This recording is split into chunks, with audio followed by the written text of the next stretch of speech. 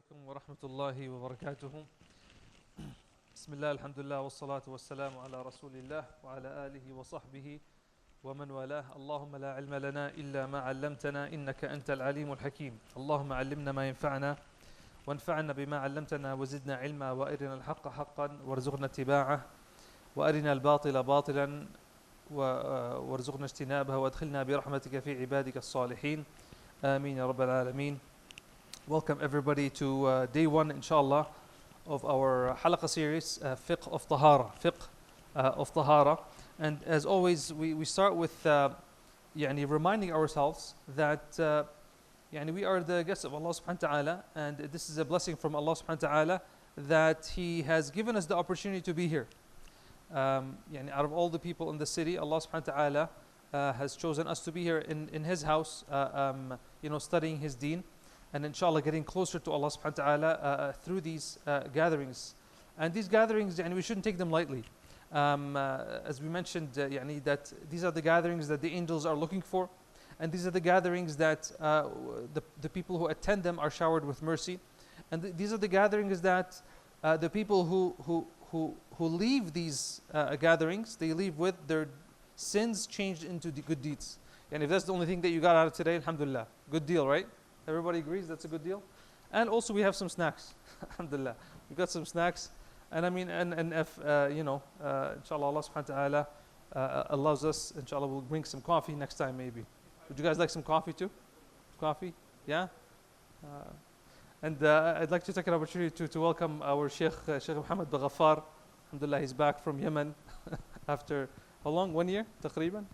Alhamdulillah. Welcome back. Alhamdulillah, as-salam Sheikhna. طيب. So we start with the book of Tahara. طبعا we have many verses in the Quran talking about Tahara. Allah subhanahu wa ta'ala tells in Surah Al-Baqarah, إِنَّ اللَّهَ يُحِبُّ التَّوَّابِينَ وَيُحِبُّ الْمُتَطَهِّرِينَ. Allah subhanahu wa ta'ala loves those who are always repenting to Him, and those who love to purify themselves. Those who love to purify themselves. Now, a quick kind of, طبعا when we did fiqh of Hajj and Umrah, and they're recorded online, we kind of went over the study of fiqh. What is fiqh? How is fiqh studied? The madhahib, all these things we covered, alhamdulillah, so you can always go back to them. But again, just a quick review. When we're now studying the topic of fiqh. Quickly, what does fiqh mean? Quick kind of warm up. What does fiqh mean? Linguistically, now. Understand, al-fahm, صح? Fiqh is understanding, right? So that's linguistically, we say al-fiqh huwa al-fahm. Fiqh is al-fahm, yani understanding. And we remind ourselves with the hadith, the Prophet ﷺ says, "Man yuridillahu bihi khayran, yufaqihu fi ad-din."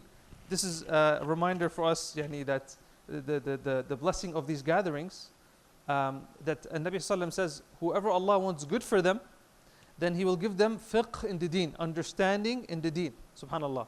Right? And what better place to get the understanding of deen than in the masajid and the halaqat of ilm. Right? So we're studying the ilm of fiqh. Just a kind of side point for those who are interested in kind of studying, or those who just want to know, usually when we study Islamic studies, what is the most important thing to start with? Quran, but before Quran, before studying tafsir and all those things, there's an ilm that is very important that usually they call it al-fiqh al-akbar. Aqidah, ahsant. Al-fiqh al-akbar, right? The greater fiqh is al-aqidah, right? Which is the creed, right? And that's something I don't think we've covered it here yet, inshallah. But the intention is we will cover it, inshallah. But usually, the scholars, they start with al-fiqh al-akbar, which is al-aqidah. Why is that the most important? Why is that the most important? Yeah, aslan, the aqidah is the key, right? Whether your Islam, your foundations, the pillars of Islam, the pillars of Iman, right? And you might be saying, Sheikh, we already know that. I can sing the song for you, the pillars of Iman. But really understanding Iman, the pillars of Iman, each one of them, how we apply them in our lives, the Sahaba, all these things that go back to Aqidah, the signs of the Day of Judgment, the different sects, all those things go back to Aqidah, and it's important for every Muslim to understand that. Then usually you go into fiqh. Ulum al-tafsir, by the way, al-tafsir, you mentioned tafsir, specifically for like, students of knowledge and stuff, usually that's like the last ilm you study. Why it's the last ilm you study? I'm not saying you don't study the meaning of the Quran, because when you study the meaning of the Quran, there's different levels, right? Like if you open now, a tafsir, technically a translation, you can read the meanings, at least you get the surface meaning, right? But to study tafsir, like the deep tafsir, you need tools to understand that. Mafatih, you need ulum al-ala, right? These ulum like nahu and sarf and, ulum al-Quran, ulum al-tafsir, right? Usul al-tafsir, usul al-hadith and mustalah al-hadith and all those ulum, you need them to understand, because in those books he's going to tell you some terminology, you're going to be like, I don't know what he's talking about, right? Like, unless you get like a mu'asir, like a contemporary tafsir that's like really abridged and in simple language, right? So when we talk about back to fiqh, the definition of fiqh, right? It refers to basically getting the rulings, right? The rulings for the actions that we are responsible for.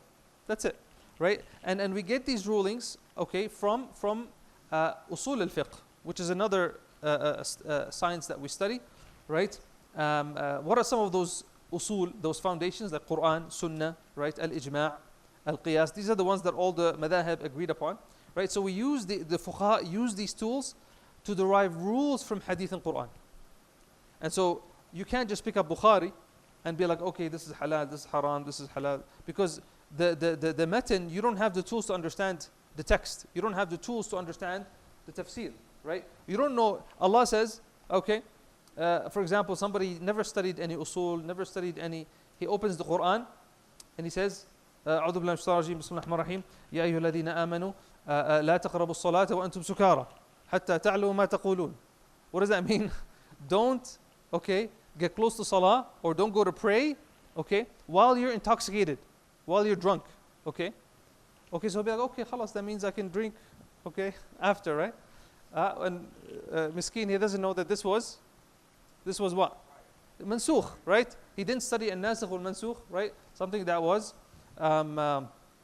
what's nasikh, mansukh? Abrogated, jazakallah khair. Now, this is abrogated, right? you can't just do that. So that's why it's important to study the ulum. And we said quickly, just to review, when you open a book of fiqh, right? Usually you can divide it into four different sections, right? We're starting with section 1, okay? So the first section is what? Al-ibadat, the acts of worship. Al-ibadat, this is your number 1, the acts of worship. And the acts of worship, you can break them up in 5.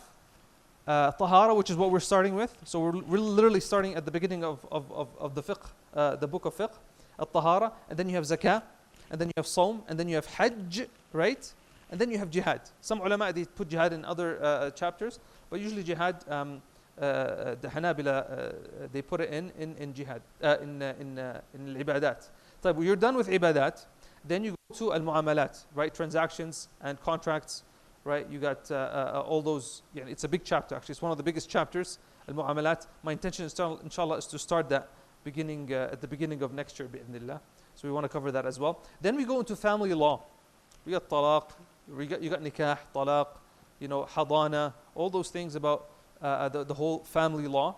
That's also very important. We want to cover that as well, inshallah. And then you have the last one, which is al-jinayat, wal-hudud, wal-qada, right? You have a criminal law and punishment, and judicial procedure. Basically, al-qada, how do judges judge between people, the adab, what's wajib, what's haram, what's right? And that's a big chapter.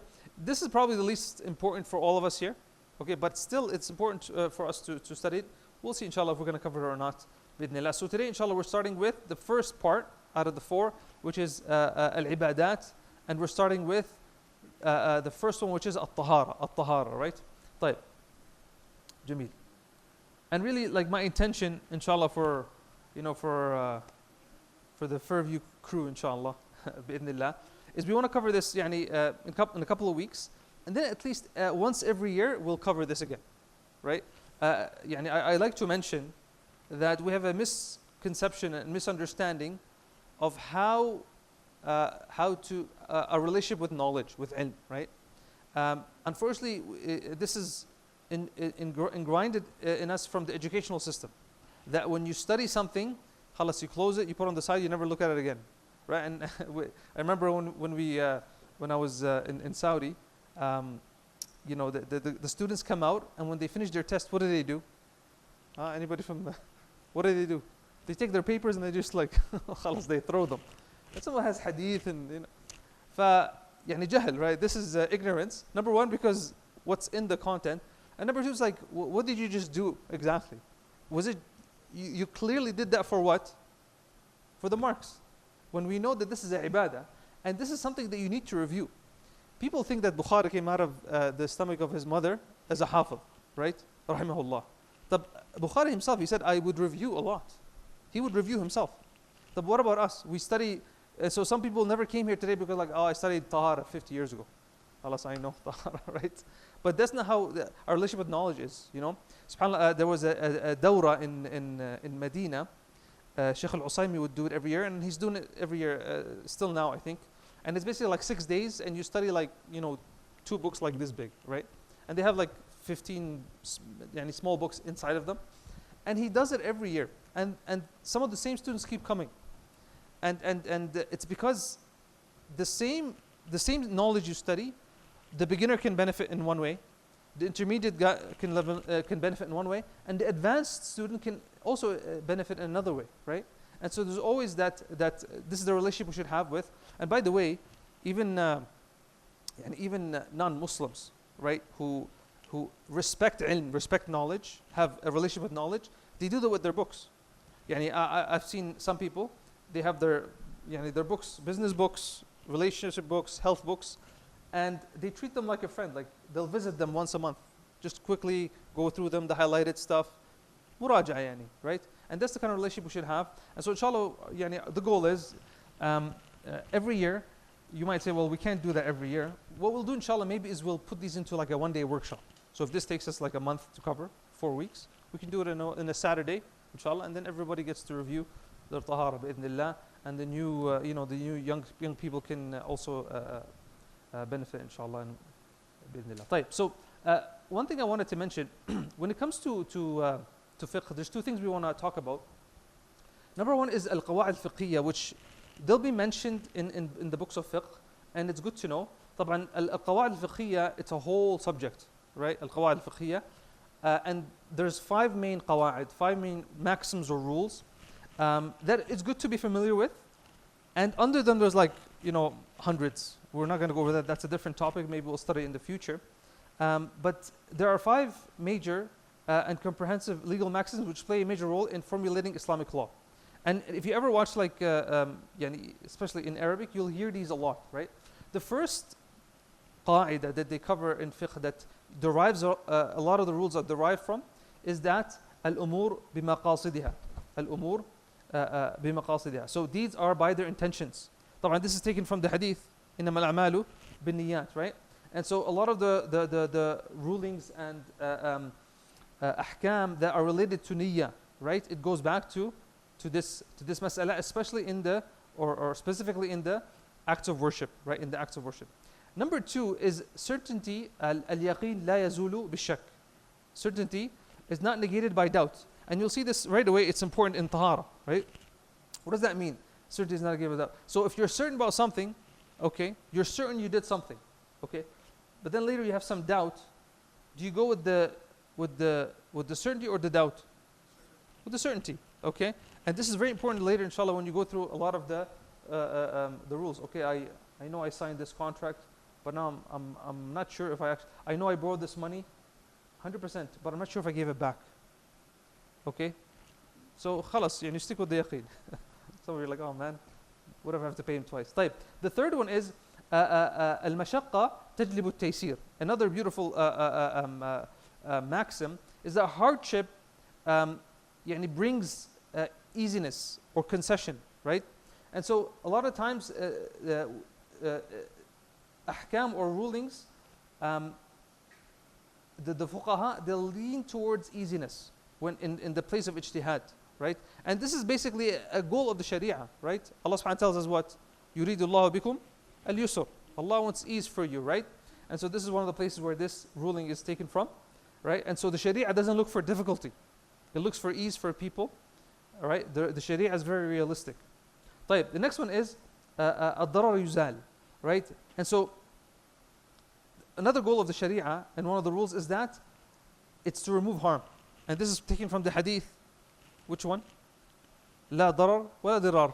Everybody should memorize this hadith. It's very short, literally like 2 words. لا ضرر ولا ضرار, right? No one should be harmed and no harm should be inflicted on other people, right? And so that's one of the rulings.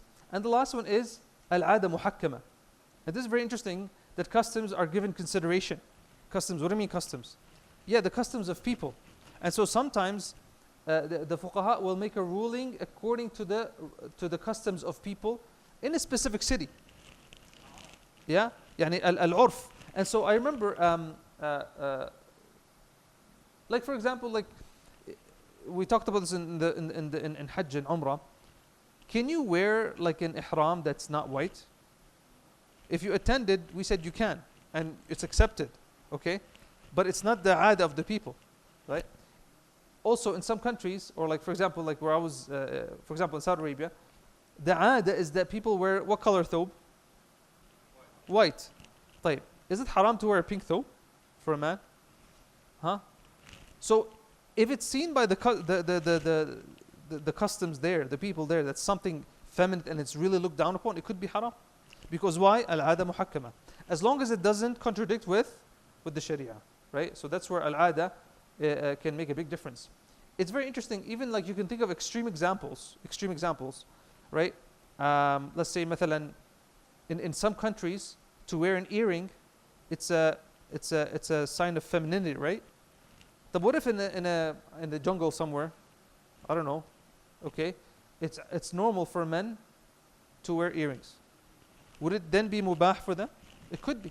It could be. And if the faqih, the jungle faqih, okay, the faqih in the jungle, he will decide that, you know, this is adi, this is a masculine thing for us to wear a hay, khalas. Because there's no specific thing in the Quran saying earrings, right? Is there anything that says earrings specifically? It says that women should not dress like men and men should not dress like women and so on. طيب, so these are just some kind of قواعد, maxims that we'll mention inshallah as we go, or the fuqaha will mention in their books. Another thing that's important, and this is so important in fiqh, because fiqh is about what? Ahkam, right? Rulings. We want to know what's the ruling of doing this, halal, haram. And so we need to know the 5 main rulings. Every person, every Muslim should know these, right? Every Muslim should know these. And how many we have? 5. Alhamdulillah, as many as your fingers. We have 5 ahkam. We have how many? 5 ahkam. We've got 2 extremes, which are what? Huh? Haram and halal, basically, right? Or al-wajib wal haram. And we have something in the middle, which is permissible. And then we have one that's closer to haram and one closer to halal. That's how you want to think about it, inshallah. So, but what do they mean each, right? So, the first one is al-wajib, right? And al-wajib, it has implications, obviously. It's not just a name. What does it mean, al-wajib? Yani something that you have to do, and you're rewarded for it. And if you don't do it, you're sinful. So you have to do it, and you're rewarded for it. And if you don't do it, you're sinful. طيب, we go to the next level now. Al-mustahab or mubah or sunnah, some people, some of the fuqaha call it, right? This is something that is preferred, okay, recommended, right? If you don't do it, are you sinful? No, right? Let's give an example for wajib, by the way. What's an example of the first one? Mandatory. Asr prayer. Ahsant. Jazakallah Ibrahim. So Asr prayer is wajib, right? If you don't do it, as long, you know, if you're baligh and you don't do it, you're sinful, right? If your 5-year-old brother doesn't do it, is he sinful? No, he's not mukallaf. Remember we said that these ahkam are for the mukallafin, the ones who are they're held responsible, right? He's not baligh yet. He's not mature yet, so he's not sinful. But inshallah, if he doesn't, he's rewarded in Allah. So that's wajib. Next is something mustahab, right? Something mustahab, preferable. If you do it with the niyyah of doing it because this is something that the Sharia loves, that Allah subhanahu wa ta'ala loves, then you get rewarded for it. But if you don't do it, no problem. Nobody's gonna blame you, right? What's an example of that? Huh? Okay, mashallah, Ibrahim, man, you can have all the cookies, inshallah. If you answer all you can have all the cookies. So yes, you're praying like Tahiyat al-Masjid, or praying for nawafil before dhuhr, right? طيب. What about the third one? Mubah, permissible. This is the middle, right? This is basically a lot of the things, right? So something that's mubah, like what? Yeah, like eating pizza is mubah, right? As long as, the content is halal, you can eat it. Adi, tamam. So that's the easiest one, right? You do it, you don't do it. طبعا the mubah things can become, you can get rewarded for them, right? You can get rewarded for something that is mubah. How? The niyyah. The niyyah is so important, yeah? Number 4, we go to al-makruh, something that is disliked, right? So if you do it, are you sinful? No. And if you stay away from it intentionally, you're rewarded. But not if you just unconsciously stay away from it. Like let's say it's makruh to, that's something a bit not controversial. That's something else. Because donkey, Okay, طيب. So if you don't come to the mosque, if you come to the mosque without eating garlic, unintentionally, you just don't like garlic, are you rewarded for it? You're not rewarded for it because you didn't do it because it's something that is disliked, right? طبعا some of the madhahib haram, if you come to that. But if someone says, I'm not going to eat garlic, take off the garlic from my shawarma because I'm going to the masjid, because the angels don't like that and the people don't like that, you're going to get reward for that, inshallah. And the last one, which is forbidden, is haram, right? Praying asr, maghrib time, for example, right? That's forbidden and you're going to be sinful for it. You're going to be sinful. So these are the ahkam we're going to be talking about. So in fiqh, the whole book is about, this is wajib, this is mubah, this is haram, this is makruh. So this has to be in your vocabulary. It has to be in your vocabulary. Bi'idhnillah. طيب. Jameel. So the book that we're studying, طبعا, we did the fiqh of Hajj and Umrah right before Hajj and Umrah, just 2 months ago, I think, right? And we did it from this book, actually. So the book is أخصر المختصرات, right, by Ibn Balban, who is a Hanbali. This is from the Hanbali madhab, right? This is from like the later generations. And he mentions in the introduction that this is a book taken from his earlier book. This is a book taken from his earlier book, which is called Kafil Mubtadi. So the fuqaha, what they would do is, when they go through all the hadith and the Quran and the all the different ulum, they'll come up with a book that basically goes through all the rulings for all the 4 chapters that we talked about. Okay, and sometimes there's beginner books, intermediate books, advanced books, and we talked about the ihna before. This is a beginner book, but he says I never found one short. Like I never found one short enough for. He said because people's himma started going down. People's motivation and thirst for knowledge started to go down, right? And in every book that you read, they mention that, right? And so he said, I didn't find something. I wanted to make something short, and easy for people. So he said, the one before it was mukhtasar, was abridged, and so now I abridged the abridged one, right? And that's why he called it akhsar al-mukhtasarat, like the abridged version, the abridged of the abridged. Or you can, the translator here, Sheikh Musa Ferber, he called it the supreme synopsis, the supreme synopsis. So inshallah we're going to be kind of going through that text. Now, when we did fiqh of Hajj and Umrah, I didn't read the Arabic text.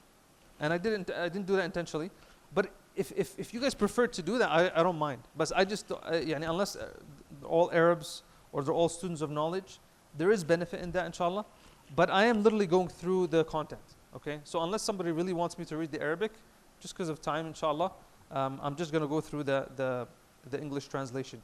So the book you see here, this is the one I have here, right? And this is a translation. It's available online by Sheikh Musa Ferber.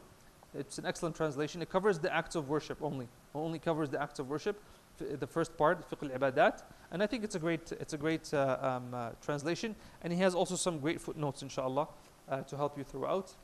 And for those who are Arab speaking and they love and they want to have a reference, one of the great references for this book is Al-Hawashi Al-Sabighat. Al-Hawashi Al-Sabighat, this one by Sheikh Ahmed Al-Qu'aymi, who's a mu'asir, yani contemporary Sheikh.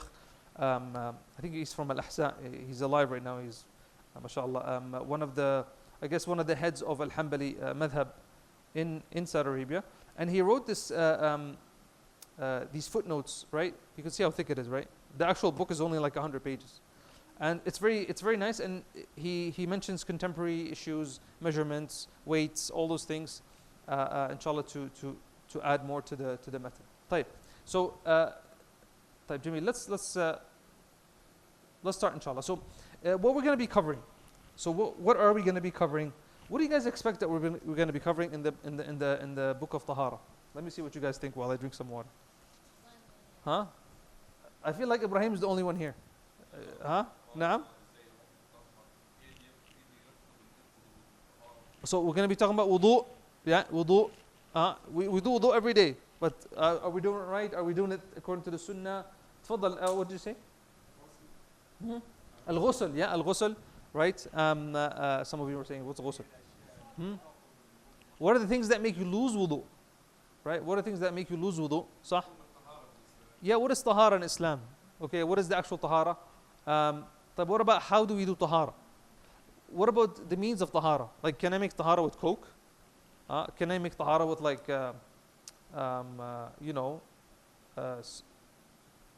gassy water? Like, can I do that? But what if I have some water at home and it changes the smell? Can I do tahara with that? All these questions, right? And so, what are we going to be covering, inshallah? So, number one, we cover the types of water. And this is important. Nowadays, some people might say, well, we don't have to study this anymore. Well, you do. And I really, if you're going to go camping, if you go abroad, this is really like helpful information. Yeah? Just a few weeks ago, we had a water ban here. Right? People were panicking getting water. What if there is actual shortage of water? What are you going to do? Huh? So you need to know that, right? Tayammum, right? Tayammum was one of the topics, yes, mashallah. We're going to learn about the types of water, right? So the containers that you can put water in. So is this okay to put in a plastic bottle? What if the plastic bottle stays in the sun for long and then it starts smelling? Like, is it still pure water? Like, is it? Can we use any container? Can we use containers of non-Muslims? What if a dog comes and licks my container? What if a cat licks it? Okay. What if my horse licks it? I don't know if you have a horse. I don't have a horse. But al-muhim, these are good questions, right? What about the fuqaha also mentioned animals and tanning their skins and stuff like that, because those are some of the materials that people use as well. Is it pure or not pure? We're going to cover that. So those three things we'll cover today, inshallah. In the following weeks, we're going to cover also istinja or istijmar, right? Going to the bathroom, to the lavatory. What are the adab? What is haram? What is not permissible? Al-miswak and the other sunan of the body. Wudu, right? Wiping over the foot. And there's going to be a lot of questions about that, right? What invalidates your wudu, your ablution? What are some of the forbidden acts while you're in the state of janaba, right? Which is the state of impurity. The major ghusl, or the major purification, which is al-ghusl, right? When do we do it? What is the sunnah to do it? What is the proper way to do it? A tayammum, okay? What if we have no water, right? Can you do tayammum? Is tayammum only when you don't have water? Or can you do tayammum when you have water? What are the conditions of water? What if you're doing tayammum and then somebody brings water to you? What if you have drinking water? Okay? And it's enough for drinking only. Do you have to do wudu with it? Or these are all good questions, right? Cleaning and removing impurities. What if there's some impurity? How do you remove it? Are you always going to be able to purify what you have, to clean it? Yani?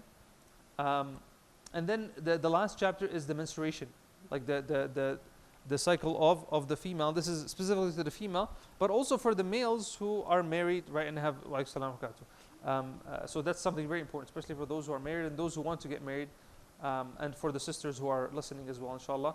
This is a major part. and it's specific to the females. طيب, like the menstruation, and also the nifas, which is the blood that comes after birth, right? طيب, جميل. So inshallah today we're going to be covering those 4. طيب, let's start. Bismillah. So in a nutshell, يعني I like to always look, يعني step back and look at what's tahara basically.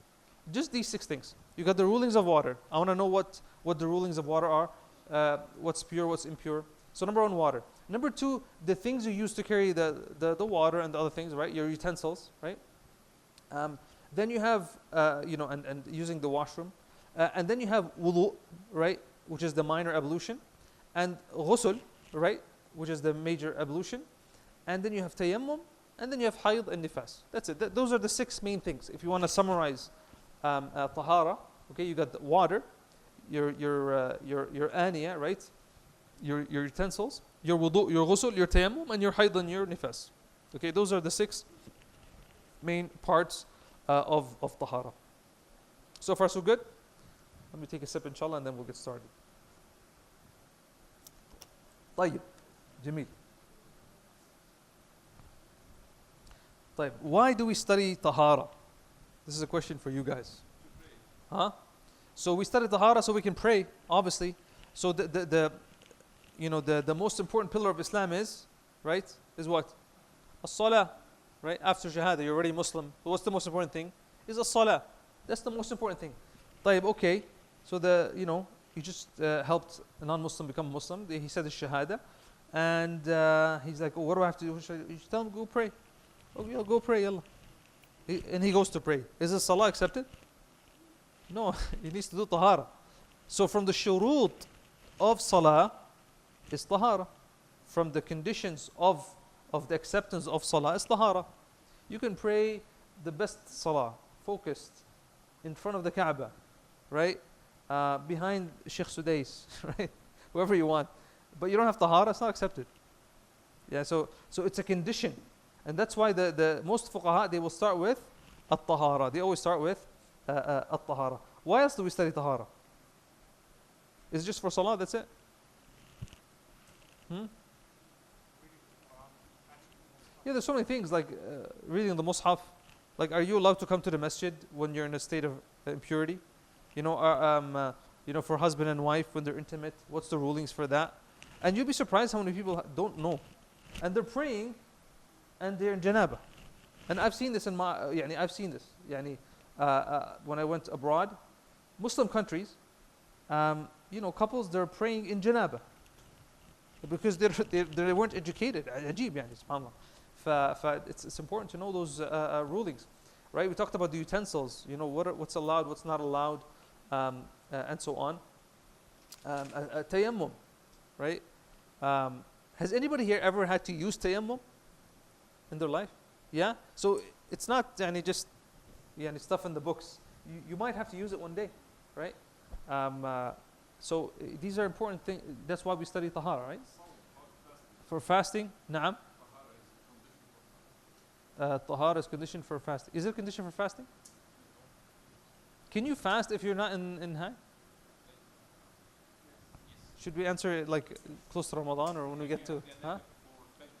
So if you're in janaba, and you wake up fasting, or I guess it's now you have to fast, right? It's Fajr time. Okay, you missed suhoor or something. Is your fasting valid? It's valid, inshallah. So it's not a condition for siyam. I had something in my mind and I forgot it. Why do we study tahara? Yeah, another thing to understand is that when we talk about actually it's coming up. So when we say tahara, what is the linguistic meaning? المعنى اللغوي أو التعريف اللغوي. Yeah, purification, to remove dirt, purification, cleanliness, right? To remove filth or whatever it is. But technically, now when we talk about impurities, we've got 2 kinds of impurities. We've got internal and external. Internal meaning like our hearts, right? And so we always have to purify our hearts, right? التزكية, right? One of the objectives of sending down the Quran and the hikmah, the hadith, is لِيُزَكِّيهِمْ, right? To purify. And so that's something that we always have to be doing. Okay? يَا أَيُّهَا الْمُدَّثِّرْ قُمْ فَأَنذِرْ وَرَبَّكَ فَكَبِّرْ وَثِيَابَكَ فَطَهِّرْ. Some of the Mufassirin said this is talking about your heart, right? To purify our hearts. So that's the internal impurity, and that we always have to work on. The outwardly one is what we're going to be talking about in Tahara. And there's two kinds.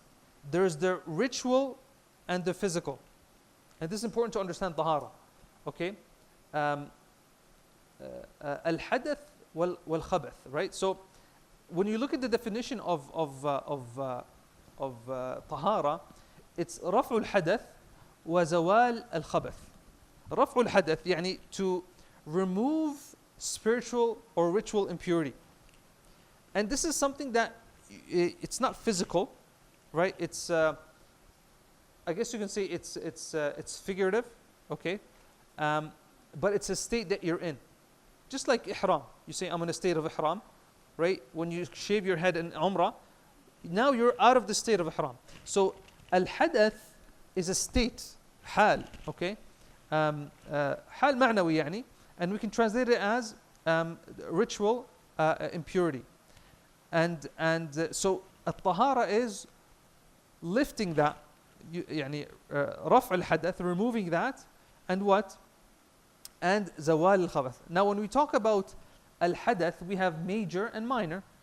Major and minor, right? We have the major one, which is al-janaba, right? Al-janaba يعني when someone, how do you get into janaba?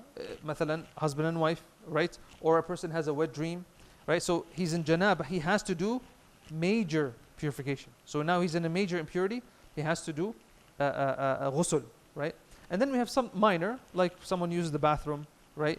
This is minor impurity, tamam? And to remove that hadath, okay, it's not enough just to wash himself.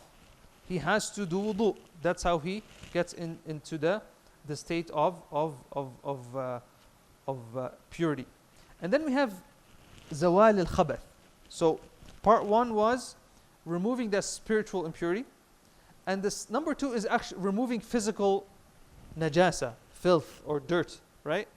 So if najasa came on you, how to remove it? Or when you use the bathroom, right, on your private parts, you have najasa. You have najasa that you have to remove. So that's basically what tahara is. Someone asks you, what's tahara? Okay, it's removing spiritual, ritual impurity and removing physical filth, right? That's it. Removing spiritual or lifting spiritual. We can't really remove spiritual. The best word that the translator uses is lifting, rafa', right? Lifting spiritual impurity and removing physical filth. So from your body, right? When you pray, can you pray and there's some najasa on your body? You can't, right? You have to remove it. But what about on your clothes? You have to remove it as well. What about in the place that you're praying? You have to remove it as well. And so these are the three main areas we have to make sure that we have to remove the najasa. So that's the definition of at-tahara. So now that we know what tahara is and the importance of tahara, now we can start with, this is basically where the book starts. So the mu'allif, he says, al-miyah thalatha, that the water are of three kinds. طبعا we are studying this book. It's a Hanbali book. It's a beginner book. He sticks to one opinion, okay, within the madhab. We're going to go with that. But if something that's very common, very widespread, we'll bring it up inshallah, okay? The Hanbalis, they see that water is of three types. There's others that say it's only two kinds. It's just, really, it's terminology. And I think it makes sense to say two as well. And I'll explain why.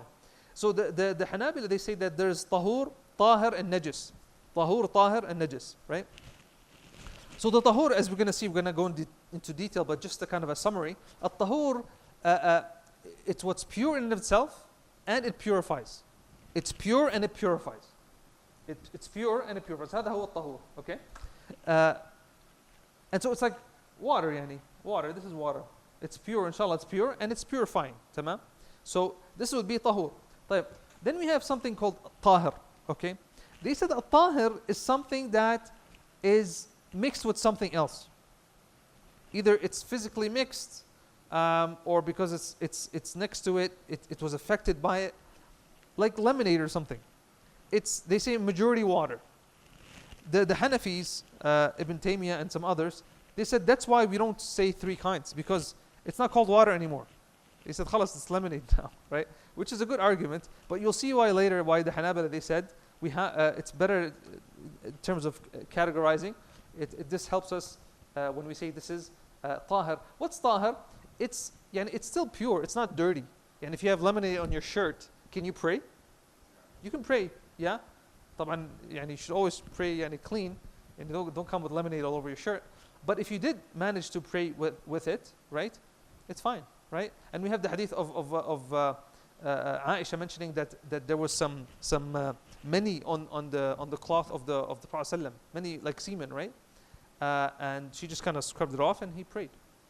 Why? Because it's pure. Tamam, it's pure. So he prayed with it. But it does not purify. So you cannot be like, okay, I don't have water, I got some extra lemonade, let me just make wudu. You can't do that. Unfortunately, you cannot do that. So that which is in that category, it's mixed, right? And it's not really water anymore. How do you know it's not water? We're going to talk about at-taghayyur. Taghayyur, what are the main three things that change? Color, smell, taste. Yeah, color, smell, taste, right? And so these are things that will tell you this is changed, not changed. And then the third category is a najis, the impure, right? Water mixed with something that's impure. Like I put a picture of like sewage, or I don't know what that is. Tamam. Yeah, there's an exception in Tahar. Actually, we'll talk about it when we get there, inshallah. We'll talk. So if I ask you next week for a cookie, okay, what are the three kinds of water? How many kinds we have? How many kinds? Hassan, how many kinds? Three. Tamam. What are the three? Tahur, tahar, and najis, mashallah. He's like blinking, closing his eyes, trying to show me that he's not looking. Like, Jamil. No. Coconut water. So it's called coconut water. So it's not water. Coconut water is like it's like a drink. It's mixed with are you talking about like straight from the coconut? Yeah, but like it's not. It's coconut water. Just because the word water is there, it's not. Even like water with sugar. Can you make wudu with that? خلاص, the taste changed. It's not really water anymore. تمام. والله أعلم, you cannot do tahara with it. That's where, like, if you had coconut water and nothing else, you just do tayammum. You do tayammum, subhanallah. And then, نعم? No, al-bahr is different. Yeah, because the Prophet ﷺ, we have a hadith for that they asked about, I think, the fish, right? And the Prophet ﷺ said that the water itself, it's tahur, and the animals in it are tahur, right? And so the water of the ocean, it's tahur. We're going to talk about tahur. What's the definition of tahur in the next slide, and it's going to answer that for you, inshallah. طيب, so at-tahur, they say al-baqi ala khilqatihi, right? So it's the water that remains in its original form, right? Without change. So water that comes from the sky, right? Water that comes from under the earth, right? Does water come from under the earth? Are you sure? Yeah? Yeah, al-abyar, like, right? Zamzam, yeah, where is it coming from? It's coming from, right? And when Allah subhanahu wa ta'ala talked about the story of Nuh, yeah? وَقِيلَ يَا أَرْضُ ابلعي ماءك ويا سماء أقلعي. Yani Allah subhanahu told like the water to swallow the earth to swallow the water, right? Where it came from, because the water was coming from the bottom and from the top. That's how subhanAllah it flooded so fast. So Allah told the sky to stop and for the earth to swallow the water. So it's purifying and pure in itself. So tahur, okay, it's pure and it purifies something else. It's pure and purifying. Pure and purifying. Okay? Tamam? So that's kind of what tahur is. The water that comes from like the mountains, like let's say the mountains in Banff, right? And it's going to go and mix with trees and all those things. Is that going to change its state of tahara? Right? And so as long as it's the changes are part of its natural state, then it's fine. Like even if there's some algae in it, right? There's like twigs in it. As long as it's nothing najis, it's part of its natural, I guess, being, then it remains tahur. Tamam? Snow, nah. Snow, Jimmy snow. Unless, Rex walks by and urinates, the neighbor dog, you'll know by the color, But naturally, it's nah. طيب. So if it's color, smell, or taste, we said color, smell, taste. Those, if ever hear the word تغير, okay, تغير in fiqh, they mean color, smell, taste. Color, smell, taste. تمام? So that's the ماء الطهور. So when they talk about الماء الطهور, it's pure and purifying, but there's some of it that can be makruh and some of it that can be haram. What are you talking about? طيب. So they mention here, this is from the masail that's mentioned here in this book, that there's the tahur water that is makruh, right? It's the one that is changed with something that is mixed into it but it didn't dissolve. غير ممازج, they say. غير ممازج. الممازج اللي اختلط يعني. Okay. غير ممازج, it didn't mix. So let's say like, I have water and I put salt, it mixed with it, it melted, خلاص, this is mumazij, okay, it changed, okay. But what if I put something that doesn't really mix? I don't know, so you'll see like grease, for example. So there's ikhtilaf in the madhab. And one of the things that the fuqaha do, if there's ikhtilaf in the madhab, they will make it makruh, just to stay on the safe side, okay. And so they say water changed with something that cannot be dissolved in it, okay, meaning the particles do not mix, they don't mix, okay, like an oily substance put in water, right? So they say this is makruh. Why? Because some said it's still water that's purifying, and some said it's not. And it's interesting because like if you have, I don't know, what else doesn't mix? Like oil, grease, like there's like some solids that go in with things. I don't know, like sand or something, right? And by the way, an exception mentioned here in the Hashia. What if it's mixed with mud? Like turab. Huh? If water mixes with turab, does it lose its purity? Huh? So you're made from turab, right?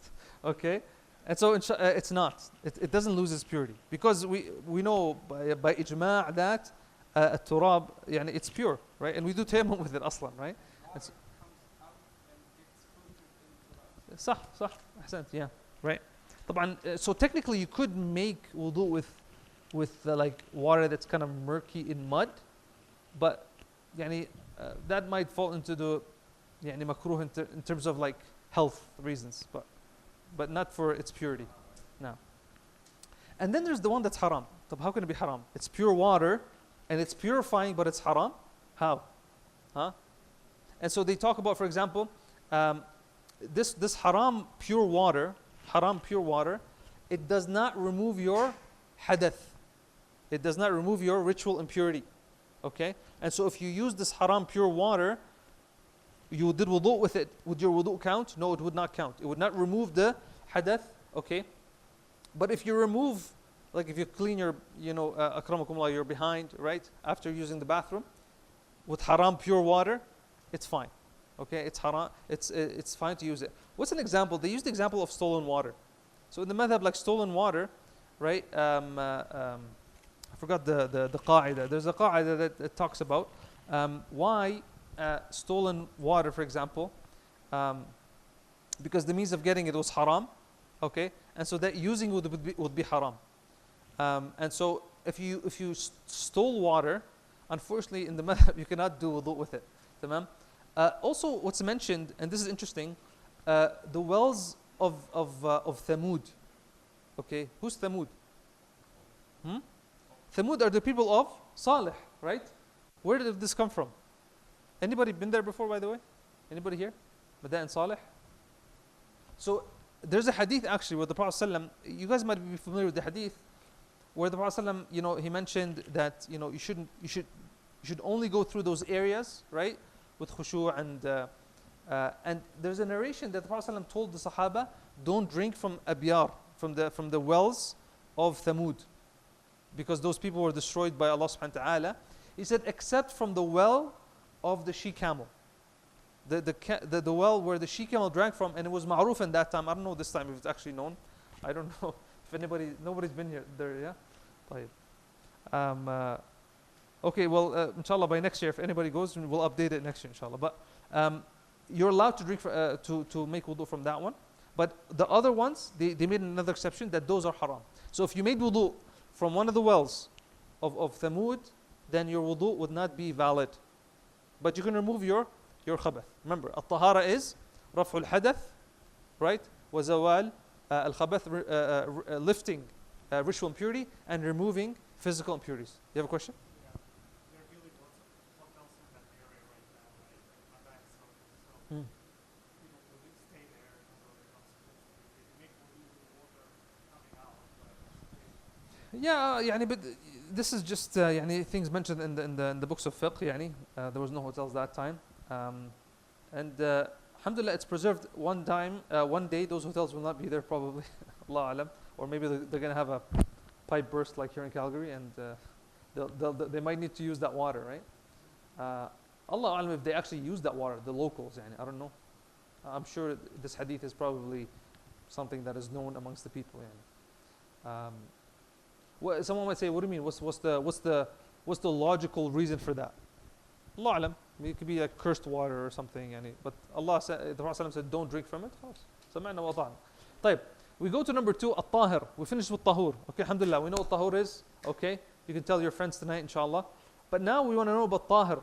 Okay, tahir is what is pure in of itself, like lemonade, for example, but it cannot purify other things. Okay, it cannot purify other things, right? The example here, when a pure substance mixes with water, changing its color or taste, like lemonade, for example, we said. Tamam? طيب.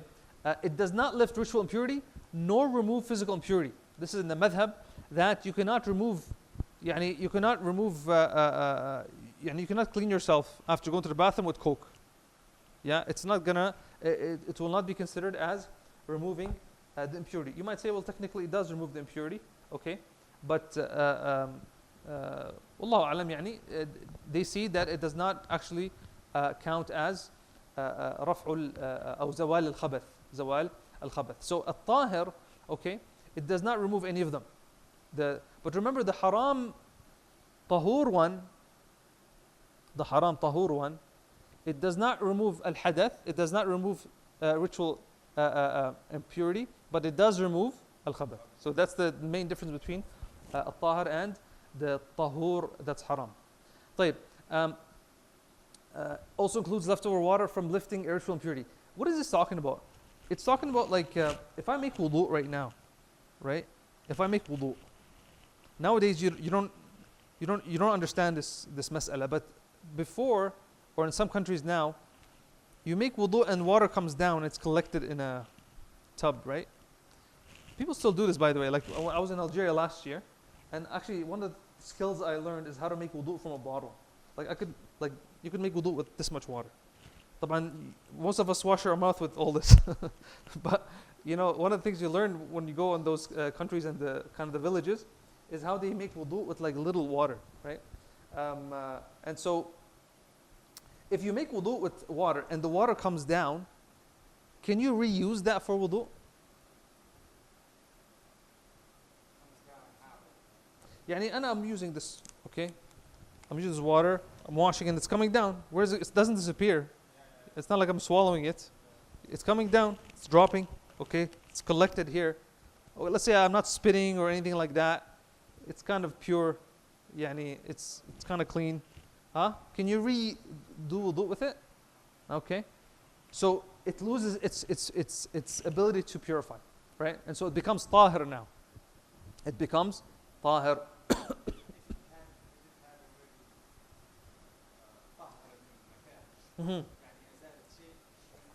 Yeah, because the way the fuqaha, they mention in the Hanabila, they say that the water has tuhuriyya, like ability to purify. If it's been used to purify, then salabat al-tahuriyya, like it lost its ability to and there's hadith too to where they got this from. Yeah, this is not just logic.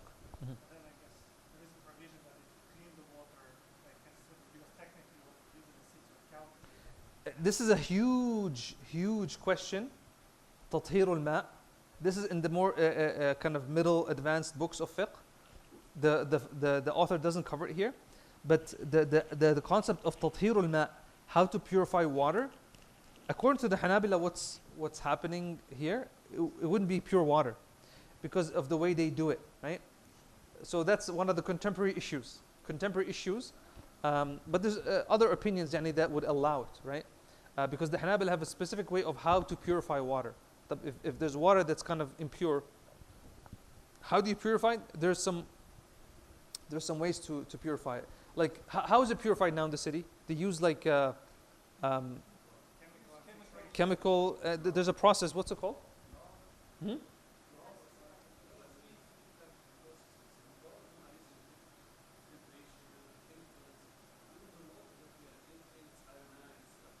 Yeah.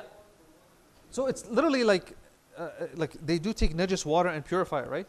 Like they take najis water and impure water, and then they purify it, and it's coming back. Yeah, it's coming back.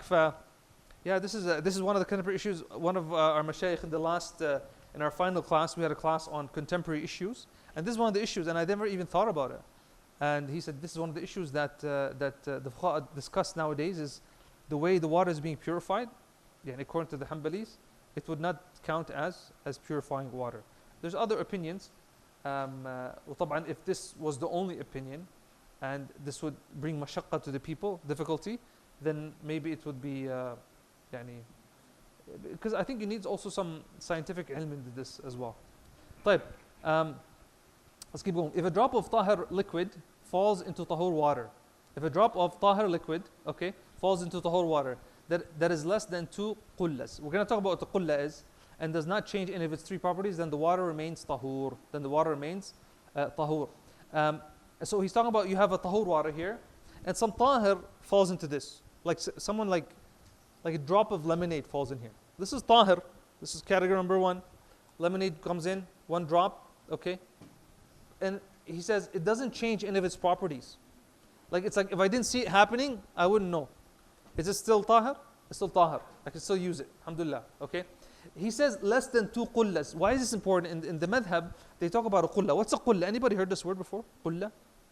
Qulla. So a qulla is a measurement. And Nabi Sallallahu Alaihi Wasallam mentioned qulla in the hadith.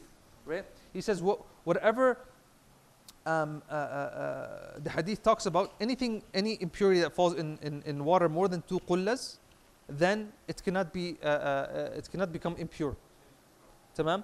And they derived from that any impurity that falls in something less than 2 qullas becomes impure. Tamam? What's a qulla? A qulla, basically, it comes down to about 160 liters.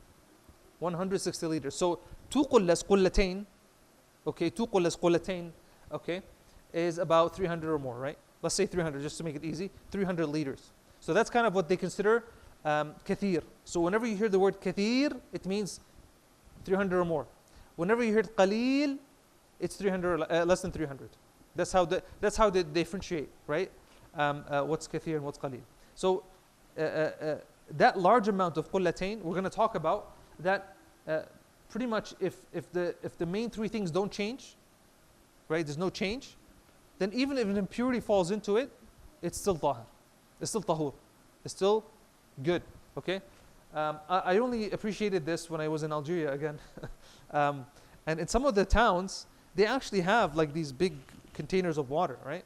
And trucks come and fill them up. They don't have like pipes and running water. And so I was sitting down one day, and I was sitting with my wife's uncle, and I'm like, how many liters is that? I was just thinking about it. I'm like, oh, is that quality? He's like, oh, that's. I'm like, are you sure? Like that's because they would use that water to wash dishes, and like they would just get in wudu sometimes. And I'm like, well, if something fell into that, you have birds, you have whatever, najasa, yani whatever, something can fall. Is it قلتين? He's like, yeah, it's more than. We'll go, okay, خلاص, alhamdulillah. Good. And he unintentionally like. طيب. تمام. Let's go to the third category and maybe we'll stop there. So a najis is the water that is impure, obviously. The water that is impure and haram to use for any purpose except due to necessity. So it's impure, you cannot use it, and it's haram to use it because it's a najasa. Remember, najasa is something you want to stay away from. Because if you have najasa, you cannot pray, you cannot hold the Quran, you cannot, right? And so it's impermissible to use. This is a hukum, so it's haram. It's haram to use and to have a najasa on you, except for necessity. What's an example of a necessity? But give me an example, like a realistic. When the desert, thirsty, dying, and then that's the only water. Yeah, so they give the example, and this happens, by the way. What if you're in the desert, you have no water, and you just have an empty bottle? The only way to survive is what? Yeah, drink your own urine. Yeah, that's it.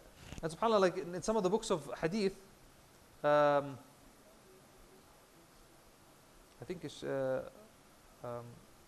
Abu Hatim al-Razi mentioned, I think, rahimahullah. He said, I could count the number of times I had to drink my own urine when he was collecting hadith. Like he ran out of water, and he said, I could count the number of times I had to drink my own urine, subhanAllah. Just to collect hadith, subhanAllah. May Allah subhanahu wa ta'ala forgive them and have mercy upon the ulama. So, so you might have to drink your urine, but you're not allowed to, it's haram, unless in necessity, right? Even, for example, wine, a large group of ulama, they see it as najis, that alcohol is najis, right? رجس من عمل الشيطان. And so they say rajis is najis. And so, what if you're about to die? You would be allowed to drink it, right? طيب. Jameel. So if a najasa touches the water, then it is najis. Okay, so this is important to know. Just focus with me for a second. And I think we're going to kind of cover it in the next part as well. Remember we said we have kathir wa qalil. Kathir, we said what? 300 liters or more? Qullatain. And qalil is less than that. Tamam? And then we have the whole concept of taghayyur, change, which is smell, taste, odor, right? طيب. If a najasa, okay, falls, qalil, kathir. Kathir, qalil. A lot, 300, less than 300. If any time najasa falls in one of these and it changes it, khalas, it's najis. Anytime change happens, it's najis. You might say 300 liters. Anybody here understand what 300 liters is? I mean, how big is 300 liters? Just to simplify, if you can imagine a cube which is 1 meter, 1 meter is almost half our traditional liter, right? Like a bathtub. How many liters is a bathtub? Anybody know? Bathtub? Do you remember the what's it called? The Baptist, there was, right there where you guys are sitting, there was an actual like bathtub, huge, like steel. Yeah, it was like a swimming pool size, right? So that could be, I think that was like 200, more, right? Maybe 200 or 300. Yeah, so, okay. So if a najasa falls in that and it changes the taste, right? The smell, right? The color, then it will be najis. Tamam? If there's no change and it's a large amount, then it's, if it's large amount, 300 liters or more, najasa falls and it doesn't change, there's no taghayyur, then it's good, it's okay. Okay? If it falls into a small amount, okay, and this is where the tricky part is, whether it changes or not, it's not pure anymore. Because they understood from the hadith of Prophet says, whatever is above qullatain, it can never be impurified. Okay? And so the opposite understanding, okay, this is one of the tools of usul fiqh, is you understand the opposite of it, right? Mafhum al-mukhalafa, is that they said anything under, then it will lose its impurity within najasa. Tamam? So that's what they said. Yeah. Naam? Oh, 300. Oh, خلاص قلتين ها they did it ما شاء الله.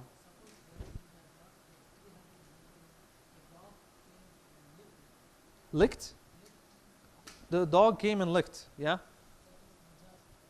Yeah. So if it doesn't change, we said if there's no تغير, it's still good. Still good. طبعا the dog has specific rulings that we're going to talk about later about the actual utensils. Okay. I'm just going to do this one and we're going to stop there, inshallah. So the amount of water. So we said, just to summarize, we said large amount of water is قلتين, which is 300 liters or more. Okay.